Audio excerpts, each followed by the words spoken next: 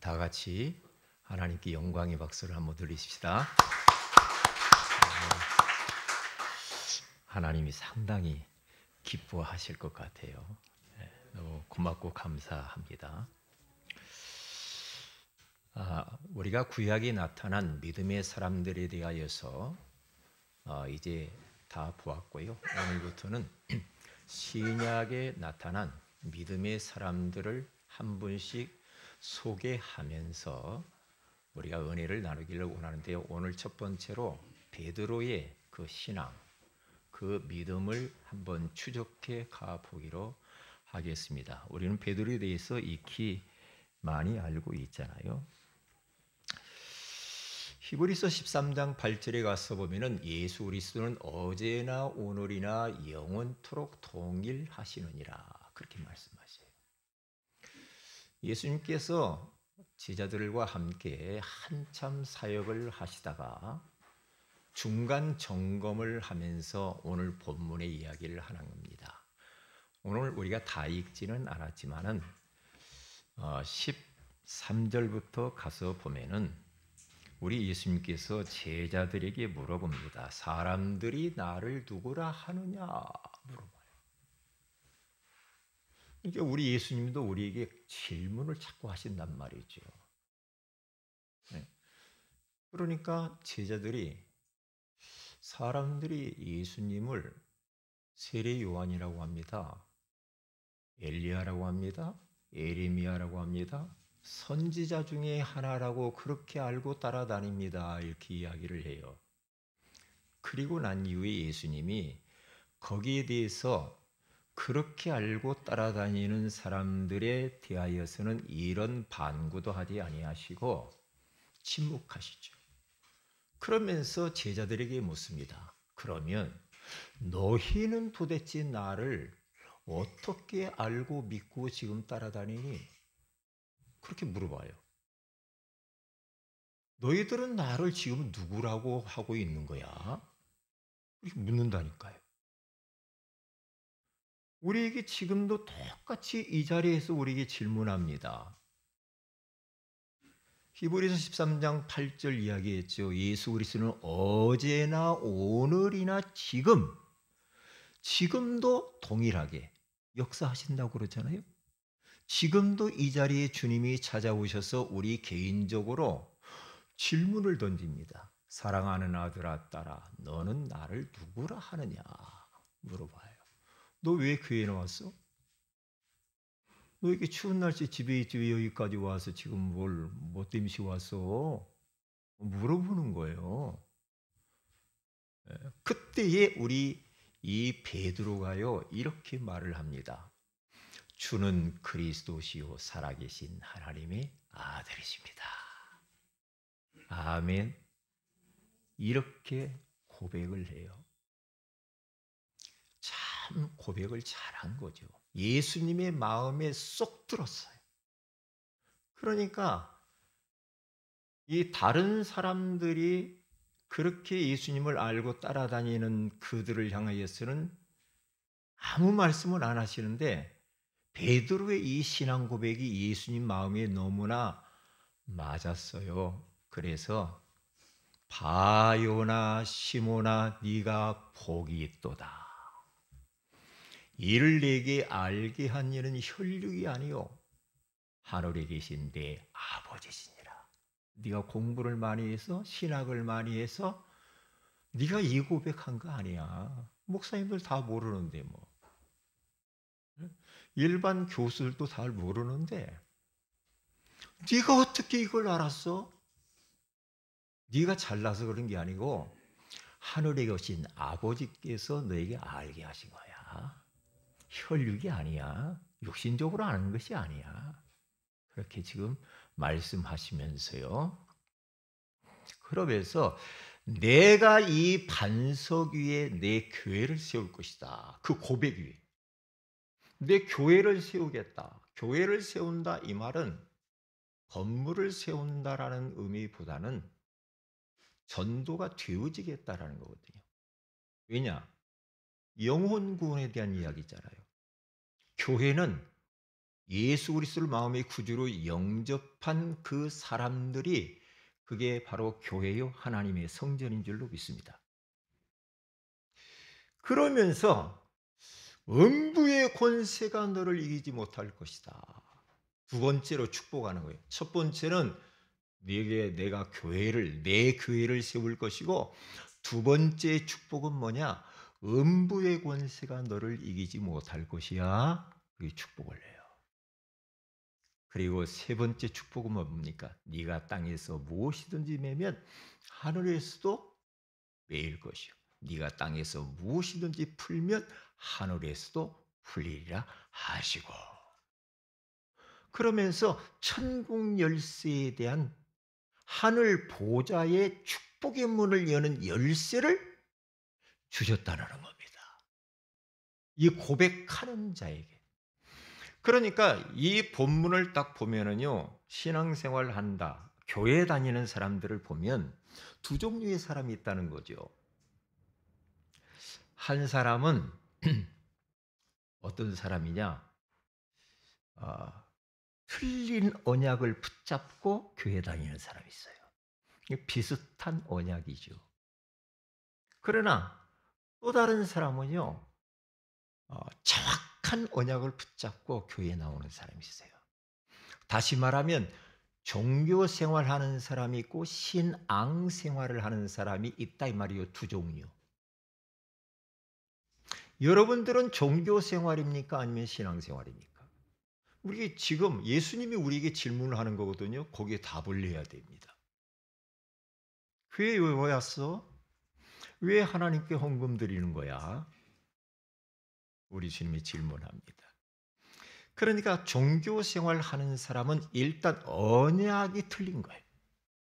언약이 비슷해. 그런데 정확한 언약은 아니란 말이죠. 예수님은 하나의 세례요한처럼 막 책망하고 회개하고 지적하고, 이 왕이 잘못하니까 왕을 힐난했잖아요. 막 비방했잖아요. 그러다가 세례요한은 목달아나잖아요. 그리고 또 엘리야라고 합니다. 막 기적을 일으키고 신비한 능력들을 행사하고 뭔 체험 이야기를 막 했었고 말이에요. 그런데 예수님이 엘리야와 같은 그런 역사도 일으키지만은 엘리야와 같은 분은 아니거든. 그리고 예레미야 같다고 합니다. 예레미야는 많은 백성들을 위해서 눈물을 많이 흘렸어요. 그리고 정도 많고 사랑도 많았어요. 이게 박애심이 많았어. 그런데 예수님은 이 땅에 박애하러 온 게 아니거든요. 좋은 일, 착한 일, 이웃 돕기, 구제하고, 그것만은 아니죠. 그것도 있지만 이게 본질은 아니라는 거죠. 본질은 그게 아니에요. 예수님이 잘못한 건 책만도 하죠. 세례요한처럼. 엘리야처럼 기적도 행사하죠. 예레미야처럼 이웃을 사랑하고 돕죠. 그리고 선지자 중에 하나라고 하는데 예수님도 선지자처럼 가르치고 경고하고 뭐 이렇게 또 뭐 율법을 가르치고 이렇게 하죠. 그런데 예수님이 그것 때문에 이 땅에 오신 것은 아니라 이 말이죠. 그것만을 위해서 십자가에 죽으신 것은 아닙니다. 그것은 다른 종교에서 많이 합니다. 여호와 증인들 반듯하게 잘 삽니다. 그렇죠? 천주교인들 선한 일 많이 합니다. 많이 해요. 그런데 비슷하죠. 그 사람들이 어떻게 보면은 더 하나님 볼 때 바르게 사는 것처럼 보입니다. 그런데 그것 가지고는 인생 문제 해결 안 되고 지구촌 문제는 해결은 안 되는 겁니다. 비슷한데 그것은 정확한 주님이 원하시는 절대 언약은 아니라는 겁니다. 예수님이 선행하려고 십자가 피 흘려 죽습니까? 아니잖아요. 우리 좀 잘 먹게 잘 살게 해주려고 예수님이 이 땅에 십자가에 피 흘려 죽습니까? 불신자들도 잘 먹고 잘 사는데요? 그건 아니죠. 것들도 포함되지만은 본질은 아니고 비본질적인 것이라 이 말입니다. 그렇기 때문에 보세요. 종교 생활을 하고 비슷한 언약을 붙잡고 사는 사람들은요, 우리 예수님께서 거기에 대해서는 응답을 주거나 축복을 주거나 뭔 반응이 없잖아.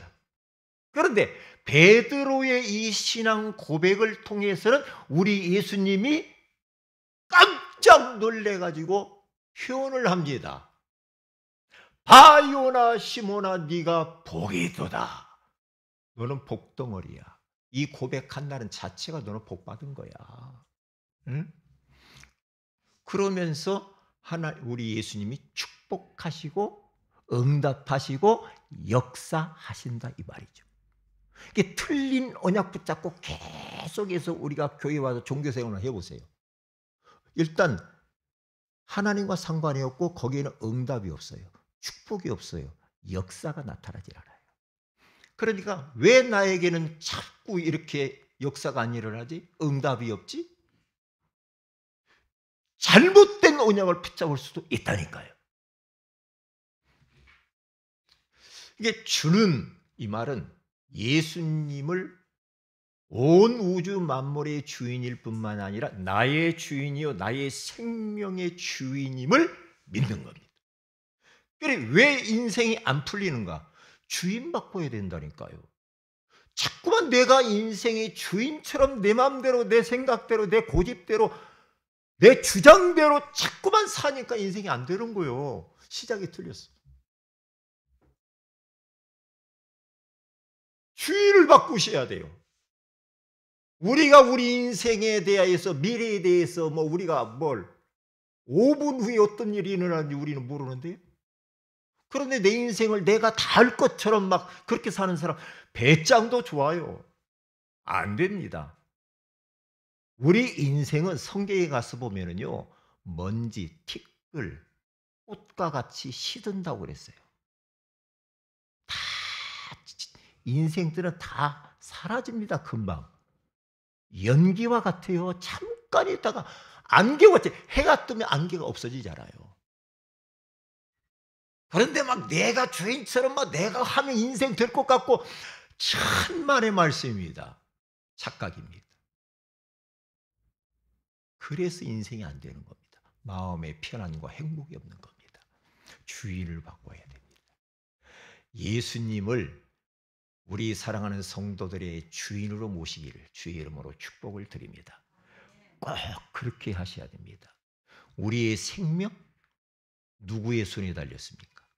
우리 예수님 손에 하나님 손에 달린 거예요. 우리 생명까지도요. 내 미래가 어떻게 될 것인가? 하나님 손에 있는 겁니다. 네? 하나님 없이 내가 막 뭔가 막 잘 살아보려고 안 될 텐데요. 될 것 같지만은 안 됩니다. 네? 그래서 주는 주인 바꾸라 이 말이에요. 그리고 그리스도란 말은 기름 부음 받은 자인데요. 우리 인생의 근본 문제 해결, 모든 문제 해결. 할렐루야. 그리스도. 그분은 돌아가신 분이 아니라니까요. 2000년 전에 뭐 제자들이 한 말이지 뭐 나하고는 뭐 상관이 없지. 아니라니까요. 제가 이야기했잖아요. 예수 그리스도는 어제나 오늘이나 영원토록 동일하게 2000년 전이나 지금이나 영세 전부터 사실은 영세 후까지 우리 주님께서 이 동일하게 영원하신 하나님으로 존재하시는 줄로 믿습니다. 그분을 믿는 거예요. 네? 자, 그러면 보겠습니다.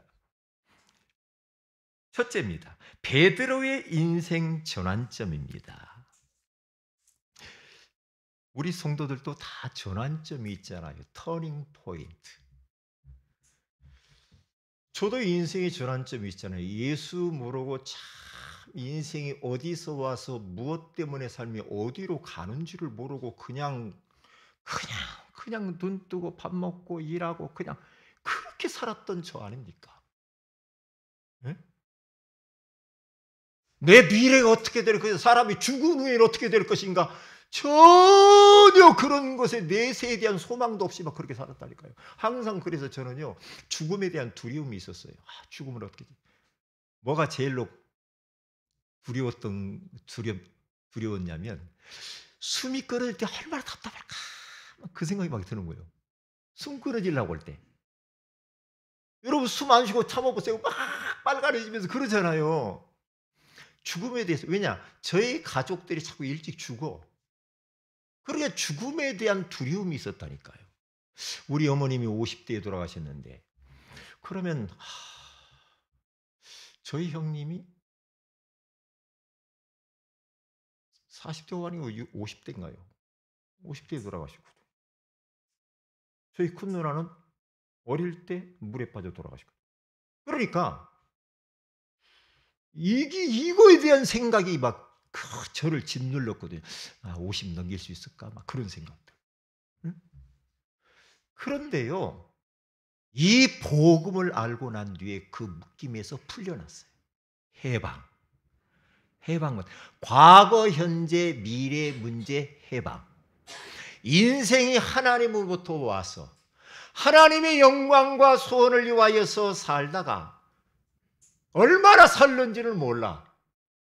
그러나 우리 하나님이 오라고 하는 날, 눈물도 없고 고통도 없고 질병도 없고 아픔도 없는 영원한 하나님의 나라에 입성한다는 사실, 그것처럼 복받은 건 없지요. 그래서 저는 인생 끝난 겁니다. 뭐 때문이지? 예수 그리스도 한 분 때문에. 그래서 예수 그리스도는 나의 생명이요, 나의 소망이요, 나의 전부다. 예수 그리스도. 혹시 이 자리에 참여한 분 중에서 교회나 그냥 한번 가보자, 그렇게 오신 분이 있으면 다른 거 다 몰라도요, 예수님이 그리스도라는 사실은 알아야 됩니다. 왜 예수님이 이 땅에 십자가 죽으셔야 됩니까? 우리 인생의 죄 문제 때문에 그래요. 죄가 얼마나 많아요. 죄 때문에 우리는 망하는 겁니다. 죄 때문에 마귀가 잡히는 겁니다. 죄 때문에 죄 해결하지 못하면 영원한 지옥의 불구덩이에 간다고 성경에 분명히 나와 있다니까요. 제가 하는 말이 아니에요. 성경에 나와 있어요. 그렇다고 한다면 이 죄 문제를 없애야 되잖아요. 하나님은 걸어가시기 때문에 죄하고는 상관이 상종할 수 없어요. 죄인하고는 상종할 수가 없어요. 하나님은. 그래서 죄 문제가 없어야 된다니까요. 제가 현장에서 만나는 사람들에게 죄에 대한 부분을 이야기를 합니다. 죄 없어요? 있다는 거죠. 나 죄 없어요. 그렇게 막 뻔뻔스럽게 이야기하는 사람도 들어 있어요. 그런데 죄 없어요 한다는 그 자체가 죄예요. 그게 바로 죄예요. 그래서 이 죄 문제 하나를 해결하려고 우리 예수님께서 하늘의 영광의 보좌를 버리시고 낮고 천한 베들레헴 말구유 속에 성육신 하신 줄로 믿습니다. 그리고 성육신 하셨을 뿐만 아니라 그분이 우리의 죄값을 치르기 위해서 죄 없으신 예수님께서 십자가에서 내 죄를 속죄 대신 갚아주시기 위하여서 우리 예수님께서 십자가에 대롱대롱 매달려가지고 6시간 동안 뙤약볕에서 물과 피를 다 쏟으시면서 돌아가셨어요. 그러면서 우리 주님 마지막에 뭐라고 말합니까? 테텔레스타이, 다 이루었다. 우리 인생의 죄 문제, 모든 근본 문제, 드러난 문제 다 이루었다. 끝냈다라고 주님이 말씀하셨잖아요. 그래서 로마서 8장 1절 2절에 가서 보면은 그러므로 그리스도 예수 안에 있는 자에게는 결코 정죄함이 없나니 이는 그리스도 예수 안에 있는 생명의 성령의 법이 죄와 사망의 법에서 너를 해방하였습니다. 로마 3장 10절에 가서 보니까 의인은 없나니 하나도 없다. 이 땅에 75억의 인구 다 죄인입니다. 왜? 성경에 그렇게 벌써 이미 이야기를 하고 있어요. 의인은 없나니 하나도 없다. 로마 3장 23절에 가서 보니까 모든 사람이 죄를 범하였으며 하나님의 영광에 이르지 못한다. 하나님의 영광, 하나님을 만나려면 어떻게 합니까? 내 죄를 대속하신 예수 그리스도를 마음의 구주로 영접하고 모시면 죄 용서받고 하나님의 영광의 자리에 이르게 되는 줄로 믿습니다. 끝나는 거죠. 예수 믿는다라는 것은 간단한 이야기 아니에요. 그렇죠? 그래, 교회를 다녀도 이 복음으로 그냥 교회 그냥 바닥만 받고 왔다 갔다 그런 사람이 있다니까요. 오늘 이 시간에 오늘 이 말씀 잘 들으세요. 베드로의 이 고백, 그 고백이 내 고백이 돼야 돼요. 그러면 끝나는, 인생 문제 끝난다니까요. 네? 끝나버리는 거예요. 그래서 베드로의 인생의 전환점, 제1의 전환점, 예수님을 만난 이후에 인생의 터닝 포인트가 이루어졌습니다. 베드로라고 한 사람은 어부잖아요. 갈릴리 촌동네 사람이고 다듬어지지 않는 원석과 같은 그러한 이거 완전히 좀 부족한 사람 중에 하나였습니다. 많이 배우지도 못했습니다. 무식했죠. 그런데 이 베드로를 우리 주님 만나고 난 이후에 그의 인생이 완전히 변화되어졌고, 그래서 예수님의 수제자가 되었고, 그리고 나중에는 복음 때문에 그 예수님은 순교까지 당했습니다. 순교를 당했어요. 처음에 그렇지 못했죠. 누가복음 5장 5절에 가서 보면은 베드로는 유대인이었습니다. 예수님을 곁에서 만났지만은 늘 빈배 인생, 빈 그물 인생, 빈 지갑 인생으로 가난하게 쪼들리게 살았던 이 베드로가 아니었습니까? 왠지 모르게 일이 꼬이고 되는 일이었고, 그러면서 예수님께서 그때에 베드로에게 찾아오셔서 말씀하십니다. 깊은 데로 가서 그물을 내리라. 이 말씀을 붙잡고 그물을 내리니까 그물이 찢어질 정도로 고기를 많이 잡으면서 예수님 앞에 덜컥 무릎을 꿇으면서 주여, 나는 죄인이로소이다. 나를 떠나소서. 나는 죄인입니다. 그러니까 예수님이 그리스도로 발견되는 순간, 이러한 역사들을 보면서 자기가 죄인임을 알아요. 그래서 이 죄 문제를 해결하러 오신 예수님을 그리스도로 깨달아 가는 과정입니다. 그래서 마태복음 4장 18절에서 20절에 가서 보면은 갈릴리 해변에서 우리 예수님께서 또 찾아오셔서 부르십니다. 나를 따라오라, 내가 너희를 사람을 낚는 어부가 되게 하리라 하시니까 베드로와 그 제자들이 어떻게 됩니까? 그때 곧바로 그물을 버려두고 예수님을 따라 나섭니다. 곧바로. 나 우리 아내한테 가서 이야기해보고 의논해 봐가지고 그래서 우리 가족들에게 회의해서 만장일치가 되면 내가 주님 따를게요. 그게 아니라니까요. 곧바로 따라. 곧바로. 주님이 오늘 이 시간에 우리에게 각자에게 레마의 말씀을 주실 겁니다. 나에게 오늘 꼭 들어야 될 말씀으로 우리 주님이 찾아오실 거예요. 그러면 하나님이 나에게 나의 마음에 부딪히는 말씀을 딱 줄 때 아멘 하고 곧바로 우리가 순종해야 될 줄로 믿습니다. 그때 역사가 일어나.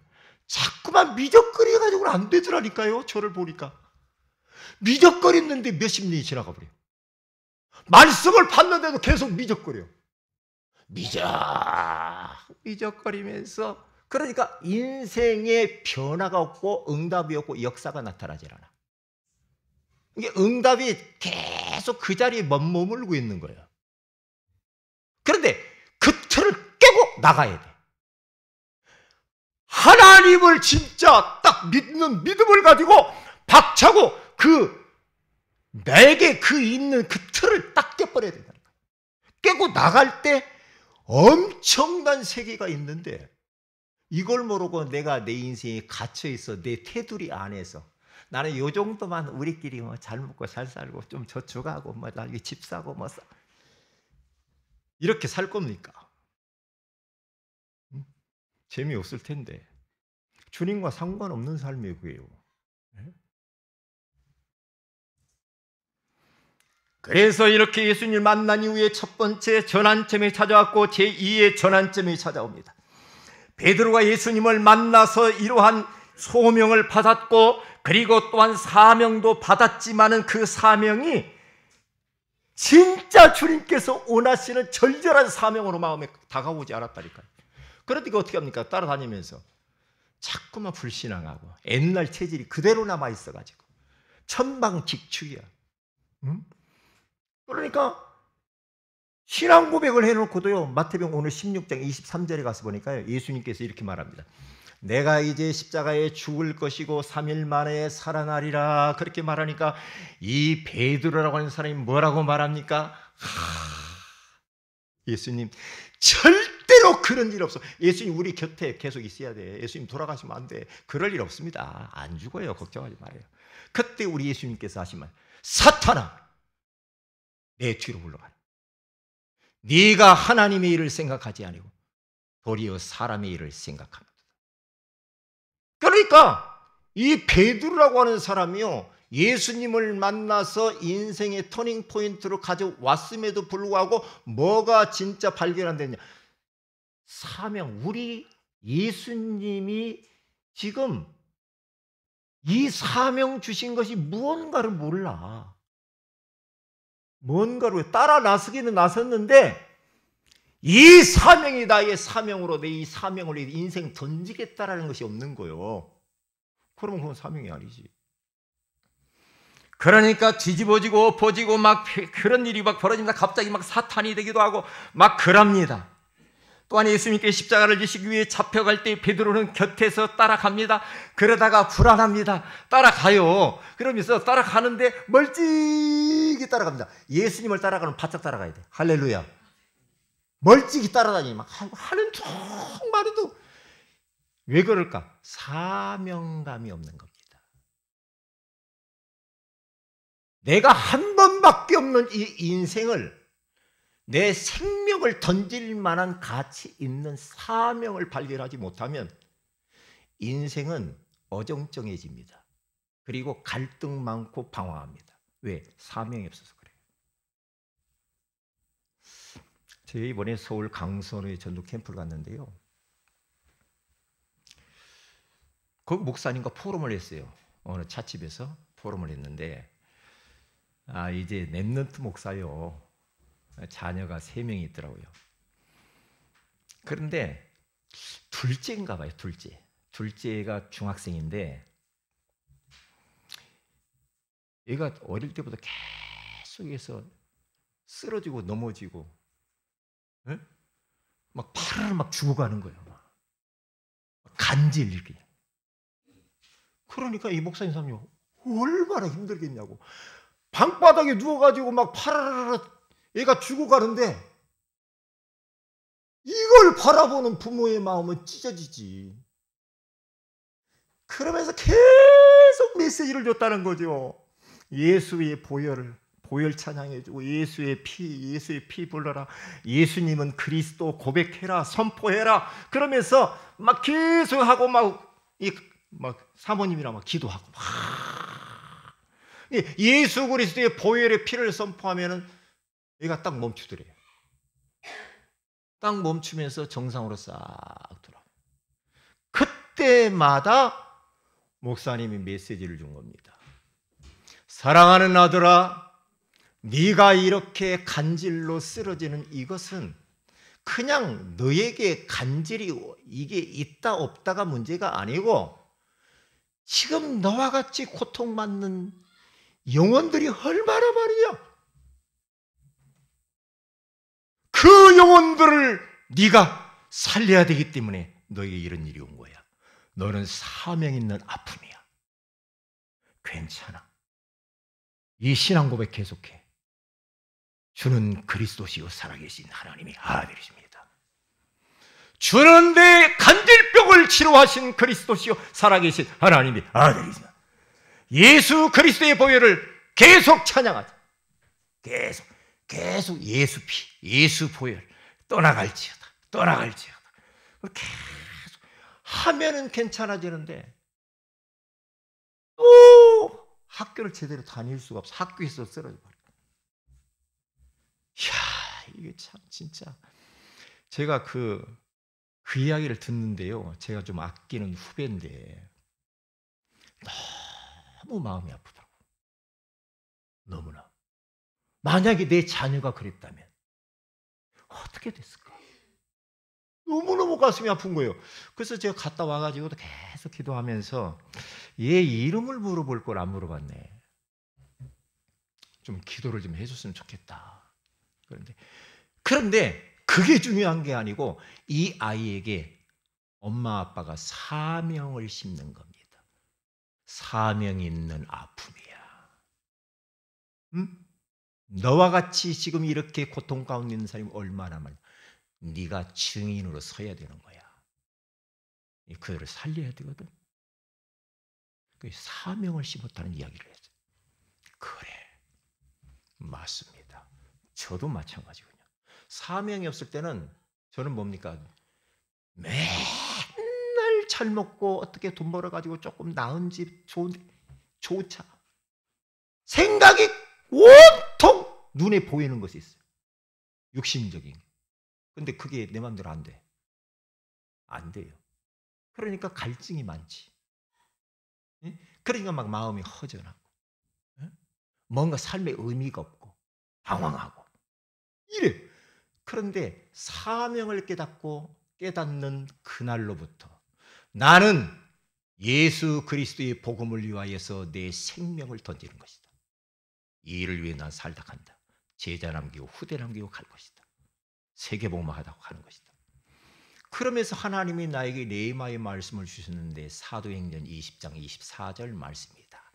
나의 달려갈 길과 주 예수께 받은 사명 곧 하나님의 은혜의 복음을 증언하는 일을 마치려 하면 나의 생명조차 조금 더 귀한 것으로 여기지 아니하노라.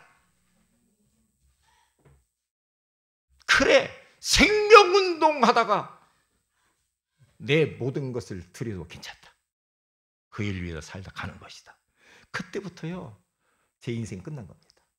왜? 두려울 것이 하나도 없어. 염려할 것이 하나도 없어. 괜찮아. 지금 육신적으로 풍요롭지 않아도 괜찮아. 오직 예수, 오직 전도와 선교와 후대를 위해 살다 가면 되는 거야. 이 일을 위해서만 일심전심 지속해서 가면 되는 것이다. 그러니까요, 방황이 없어. 항상 마음이 요동함이 없죠. 편안하죠. 기쁘죠. 즐겁죠. 네? 행복하죠. 얼굴이 밝아요. 마음이 밝고 얼굴이 밝고. 어제도 우리 여기 토요학교 다 마치고 여기 앞에 추리 만들고 하고 이제 끝나고 끝날 쯤에 중간에 제가 이제 시장을 전도하러 갔어요. 저희 집사람과 같이. 지난번에 만났던 분에게 가서 찾아갔죠. 참 가서 들어가려 이제 그 집 딱 들어갔어요. 들어갔는데 들어가려니까 남편이랑 같이 있어. 지난번에는 부인만 계시더니 조금 쩔리더라고요. 그래서 당신은 들어오지 마. 나 혼자 들어갈게요. 하고 내가 저 혼자 딱 들어갔죠. 들어가서 이제 현장에 전도한 이야기하고 영적인 존재에 대해서 이야기를 하고 하는데 거의 권사님이요. 권사님인데 그 집을 거점으로 해서 누구 아는 분들이 있으면 좀 전도하게 좀 모셔놓으셔라. 그랬거든요. 한 두세 번 만났어요, 지금. 그런데 어제 남편이랑 같이 있는데요. 제가 이렇게 오늘부터 지금 예배 드립시다 그렇게 안 하고 메시지를 다 이렇게 하면서 간증하면서 이렇게 했어요. 얼마나 좋아하시니 목사님들이 이렇게 전도하는 것을 나는 본 적이 없어요. 참 너무 기쁘네요. 고맙네요. 그러니까 전부 성도들이 전도하지 목사가 전도하는 거 못 봤다네. 그런 이야기 좀 많이 듣거든요. 응? 그러니까 그래요. 목사가 전도해야지 뭐합니까? 그러면서 이제 제가 축복 기도를 한번 하겠습니다. 축복 기도를 하는데 이상하게 거기서 은혜를 잘 받으니까요, 제 목소리 톤이 커져. 막 그러면서 막 부흥이 하듯이 나오더라고. 또 옛날 것이 나와요. 막 뜨겁게 막. 그냥 갑자기 막 그쪽에서 막 방언이 나오려고 상대방에서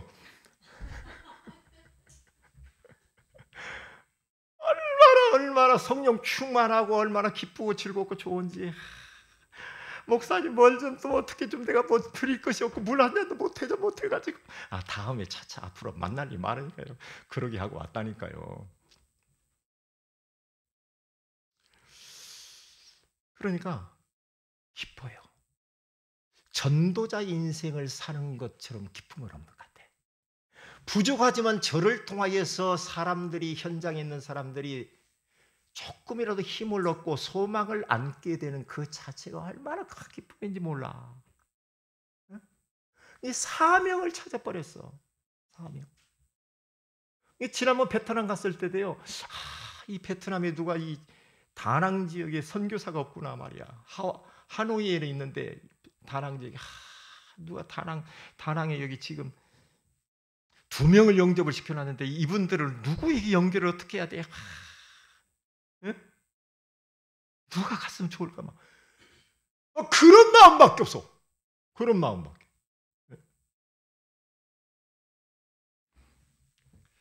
그래서 이 베드로라고 하는 사람이 이제 예수님을 따라다녔지만은 예수님 나 계집종이 물어봅니다. 너도 예수님 같은 당이지. 같이 돌아다니고 봤는데 나 예수님 몰라. 막 그래요. 왜? 무서워가지고. 그러면서요, 예수님을 3번이나 저주를 하는데요. 저주했다고 그래요. 예수님 저주. 예수님을 그렇게 말이요 따라다니면서 말이요 인생의 변화를 경험했던 베드로도요 위기 앞에 딱 당하니까 예수님 그놈의 자식 너 몰라요 그렇게 말해요. 그러니까요 교회 다니다가 예수 믿다가 교회 안 나오는 사람은요 더 악해요. 불신자보다 더 악하더라니까요.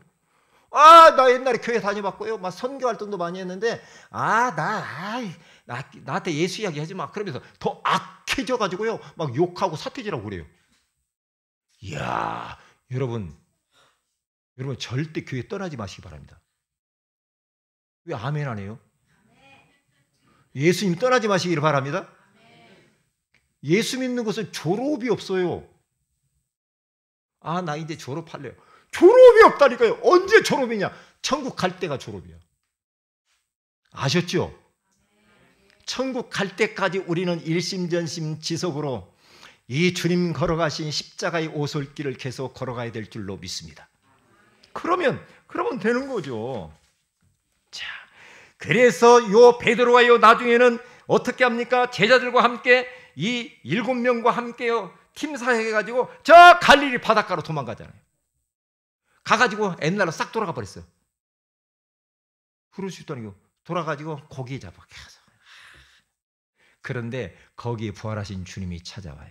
요한복음 21장 15절에 18절에 가서 보니까 요한의 아들 시몬아 네가 이 사람들보다도 나를 더 사랑하느냐? 예, 주님 내가 사랑합니다. 어린 양을 먹이라. 네가 나를 사랑하느냐? 어린 양을 치라. 네가 정말로 사랑하느냐?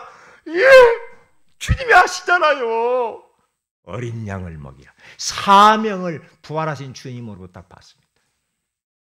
다시 돌아갑니다. 베드로가 회개하고 돌아가요. 그래, 어린 양 세계복음화를 살아야지. 마태복음 28장 16절에서 18절의 말씀을 받고 마가복음 16장 15절에서 20절, 사도행전 1장 8절의 말씀을 딱 봤습니다.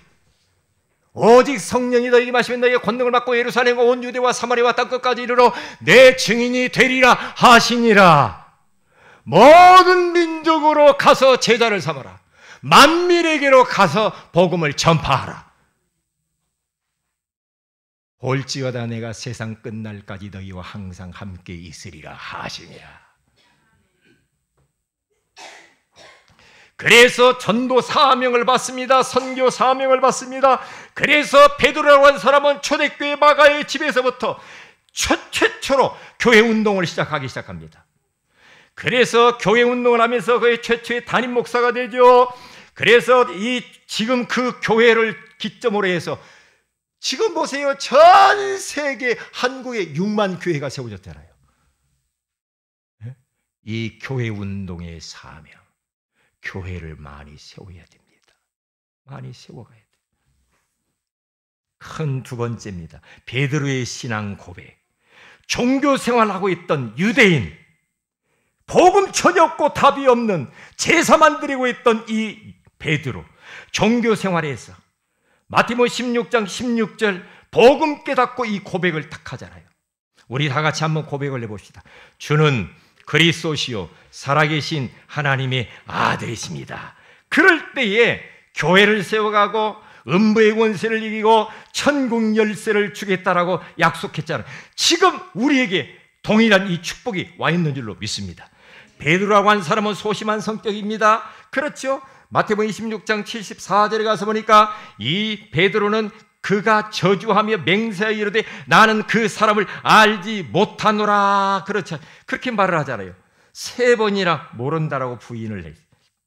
그랬던 베드로가 그 사람들 앞에서, 유대인들 앞에서 예수님을 잡아 죽이려고 했던 그들 앞에서 사도행전 4장 12절에 가서 보니까 다른 이로서는 구원을 받을 수 없느니 천하 사람 중에 구원을 받을 만한 다른 이름을 주신 일이 없음이라 하였더라. 겁쟁이였던 그가 사명을 발견하고 난 이후에 다른 이로서는 구원을 받을 수 없다. 천하 사람들 중에 구원받을 만한 다른 이름을 우리 주신 적이 없다. 예수 이야기면 잡아가두고 때리고 죽이고 하는데 그 사람들 앞에서 베드로가 완전히 변해버렸어요. 어떻게? 예수님 만났죠. 사명을 완전히 발견해버렸습니다. 어떻게? 죽어도 좋다 이렇게 나. 죽어도 좋다. 예수를 위하여 죽어도 좋다 이거야. 이렇게 갚버린 겁니다. 못 말리는 사람이에요. 못 말려. 베드로 완전히 변해버렸어요.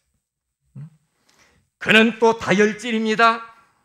마태복음 26장 33절에 가서 보니까 만찬자리에서, 마지막 만찬자리에서 주님은 다 버릴지라도 나는 결코 주님을 버리지 않겠습니다. 누가복음 22장 50절에 가서 보면 베드로는 욱하는 성질이 있고 혈기가 많고, 그리고 막 우리가 뭐 말을 하려고 해도 좀 머리를 통과를 해가지고 싹 순환을 시켜가지고 말도 나오고 그래야 하잖아요. 그런데 그냥 막 해버리는 사람 있잖아요. 생각도 안 해 걸러서 좀 이렇게 나와야 되잖아요. 베드로가 그런 사람이에요. 다혈질, 천방직주. 주님이 이리 와라 하니까 물 위로 막 뛰어 막 물 위로 걸어가. 그러던 베드로. 그런 베드로가 어떻게 말합니까? 베드로전서 3장 9절에 가서 보니까 이렇게 변합니다. 예수님 만나고 난 이후에 사명을 발견하고 난 이후에 악을 악으로 욕을 욕으로 갚지 말고 도리어 복을 빌라. 이를 위하여 너희가 부르심을 받았으니 이는 복을 이어받게 하려 하심이라. 완전히 이 베드로가 변화되어져 버렸어요. 절대 보복하지도 말고 원수 갚지도 말고 욕하지도 말고 어떻게 해요? 복을 빌어주라. 우리 성도들은 어떤 사람도 복을 빌어주시기를 바랍니다. 목사님 생각해봐요. 복 받을 놈이 아니에요. 그놈은. 나는 그놈 용서 못해요. 그때 막 사람은 막 사정없이 막 이야기하는 사람 많더만요. 진짜 복음 딱 알고요. 사명 딱 발견해버리면 이 사명 때문이라도 이렇게 해야 돼.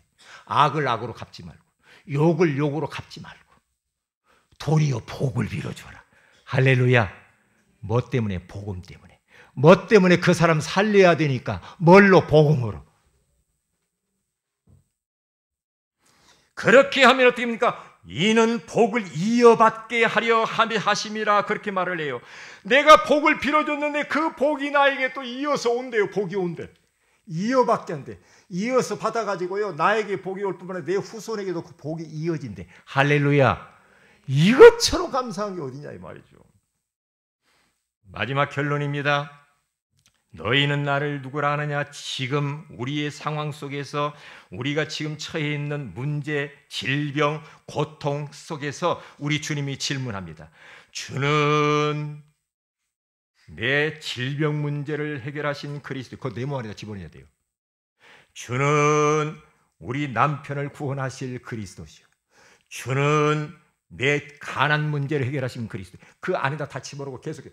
저는 어젯밤부터 계속 이야기합니다. 이 고백합니다.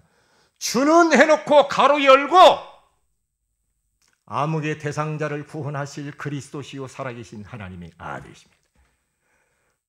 주는 내 무릎의 질병을 치료하실 그리스도시요 살아계신 하나님의 아들이십니다.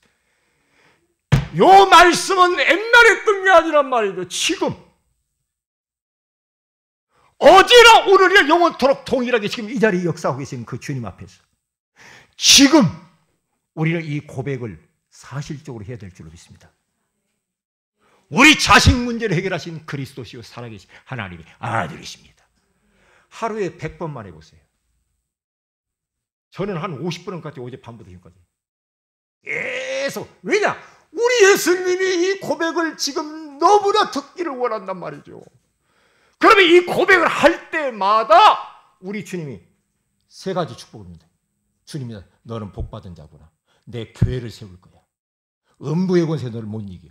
천국 열쇠를 내가 줄 거야. 고백할 때마다 축복이 나에게 오는 거예요. 하나님 예수님이 반응하신다 이 말이에요. 왜? 정확한 언약이에요. 원색적인 언약 복음. 이 말씀은 죽어있는 말씀이 아니에요. 지금도 살아있는 말씀인 줄로 믿습니다. 우리 다 같이 말씀 붙들고 기도하십시다. 하나님, 내가 베드로처럼 이 고백을 통하여서 정말로 주님이 약속하신 그 말씀이 나에게 성취되는 것들을 경험하게 하옵소서. 합심해서 한번 기도하십시다. 할렐루야. 살아계신 하나님 아버지 감사합니다. 우리 하나님께서 오늘 신앙 고백이라고 하는 소중한 말씀을 주신 것을 감사합니다. 우리에게 하나님께서 종교 생활하는 인생이 아니라 신앙 생활할 수 있는 인생으로 우리를 바꾸어 주신 것을 감사합니다. 비슷한 언약, 틀린 언약을 붙잡지 아니하고 정확한 언약, 예수와 그리스도의 심을 우리가 붙잡게 해 주신 것을 감사합니다. 아버지 하나님이여, 우리에게 제1의 전환점만 끝나는 것이 아니고 이제는 정말로 베드로처럼 제2의 전환점, 사명을 아버지 하나님 발견하는 그러한 시간이 되게 하여 주옵소서.